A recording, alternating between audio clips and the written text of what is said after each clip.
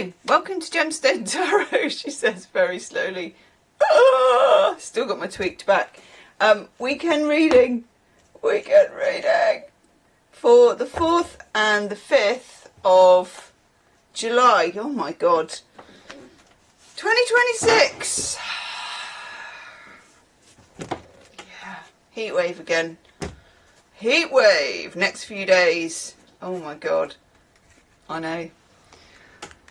Oh, we are using the Lightseers Tarot. Oof.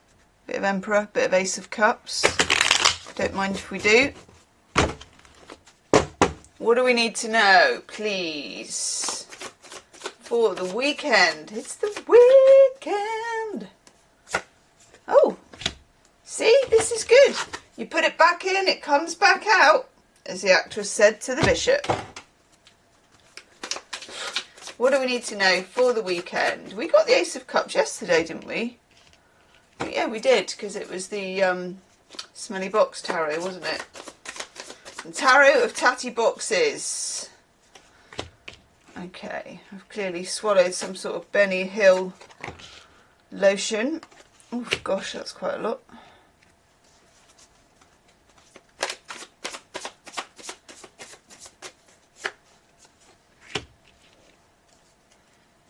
Oof, that's big.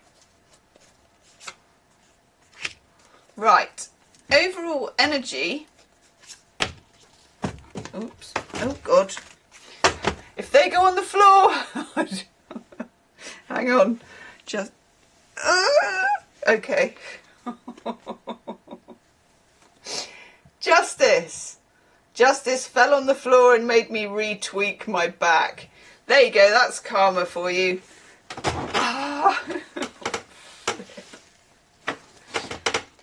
In all seriousness, this is a great card. It's also one of my favourite cards, Justice. It's weird, because when I was starting out, I was much more, obviously, you're kind of a bit more into the big hitters, you know, your Ace of Cups, your Ten of Cups, all that kind of stuff. But with Justice, I'm like, oh yes, oh yes. This is a kind of, and it's weird because we're in Mercury retrograde, so it's not very obvious. It's like a karmic kind of a reset. And it may not, in the short term, feel very good. You know, like you might be having an unpleasant conversation with somebody, but actually you are performing a karmic reset. It's like, you just told me to bugger off. No. Nope, I think you'll find I am performing a karmic reset. But seriously, whatever it is, it could be quite challenging, could be quite messy. But what you don't realise is that you are, well, look, this card's here as well. You are doing something about this. You are healing something that needs to be healed. And when things need to be healed, and when we are doing karmic resets, whatever they look like, it's not very pretty. But with Mercury retrograde, you do get the opportunity to do that. And then we get the Ace of Cups. And I really think we're going to need this because we always need it anyway, but also because it came up in the shuffle and I took a chance on putting it back and then it came out again as the first card. So when that happens, it's like, okay, you know, I'll take your vibe, universe. Thank you very much. So this is a kind of universal love. It's oiling the wheels of the machine at the moment. It's also optimism in the face of no evidence. It's optimism in the face of negative evidence. It's like a whole great big bowl of belief. And you can have a second helping. And then we run into, and this came up in a lot of the monthly readings, probably, is it my favourite? My favourite Hanged Man. What do I really like the one in the Herbal Tarot or the Herbal Tarot, the one that's like kelp and someone's upside down. But it's in my top 5 of Hanged Man cards. I like this one, I like that one, and I also like the one in Tarot of the 78 Doors, because I think it's the Houdini card, I think. Possibly could be wrong on that. Anyway, as soon as we like get revved up with our universal love and all the rest of it, and we've got our justice and we've got our Ace of Cups, and we're like, yes. And then the universe goes, yeah, but you know, this is Neptune, which I think as well is going retrograde, has gone retrograde. Going retrograde on the 7th of July, joining Mercury, and also is Chiron retrograde as well. Something's going on here that somebody needs to comment on who isn't me. There's a sort of retrograde wave type jobbo going on, which needs to be paid attention to.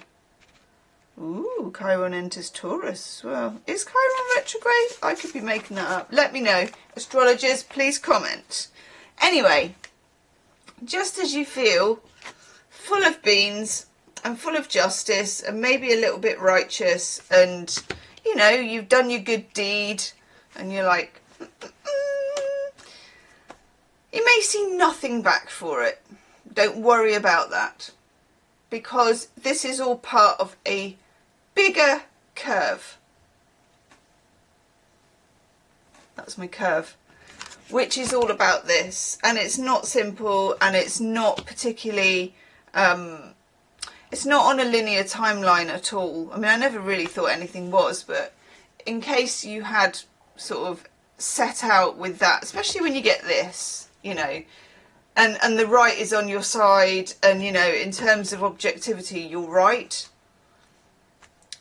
Yeah, what should follow is I'm right, that, you know, I did the right things, therefore X, Y, and Z. And it kind of goes, I did the right things, where did the line and the letters go? It's just not there. Okay, then we get more into like fling your light bulb territory, because we have the Page of Swords. And this is maybe a couple of things. One, you start formulating ideas about things, which I quite like, because it's kind of quite mercurial, and it's like, ooh, I could fiddle with this, I could do that, I could change my computer with this. I don't buy a new computer, obviously, but which I had to in the shadow period. Look how that went, with the room spinning around about 50 times. But it's like you can come up with something mentally. These small bite-sized mental little baby steps that you can take. And then we also have to go with the Page of Swords, the Page of Wands. And this is little kind of bursts of energy, bursts of enthusiasm. And don't expect them to necessarily link up, to make sense, to be part of the bigger picture. Sometimes they're just there, and it's nice to have them, and there could be bursts of feeling of self-love, of, you know, forgiveness, if we dare drop the F-bomb. Ride the waves. Ride the waves. And then we have the Two of Pentacles. And the Two of Pentacles is gently experimenting. It's my Two of Pentacles. I'm useless at all these sort of juggly, you know, circus tricks where you thread things out. I mean, I can barely get my own pants on with two hands, let's just face it. So whatever your version, this is Jupiter in Capricorn. So remember that Jupiter is pushing us out, encouraging us to go wide, encouraging us to be lateral, to be unlimited. Think about unlimited, then think about Capricorn and putting unlimited within a framework and playing with it. This is a lot of mime today, a lot of mime. Oh, Moon's going into Pisces, sorry about that. Early Saturday morning, that makes a lot of sense. It makes a lot of sense of the Hanged Man, which is a Neptune card, and it makes a lot of sense of the Ace of Cups. And then also this dude, I forgot to mention, who's in his Lotus. Easy Lotus in jeans. I mean, that looks a lot easier than it is. Whenever I did yoga, and the Lotus is like just the beginning bit where you say hello. I could never get my knees to work in the Lotus, and my feet always felt like I was squishing my ankle. Anyway, we got King of Cups. That's some sort of mastery of emotions. I think this is quite a high wave, big sea emotional weekend. We are dealing with this, but we're doing it with unlimited love.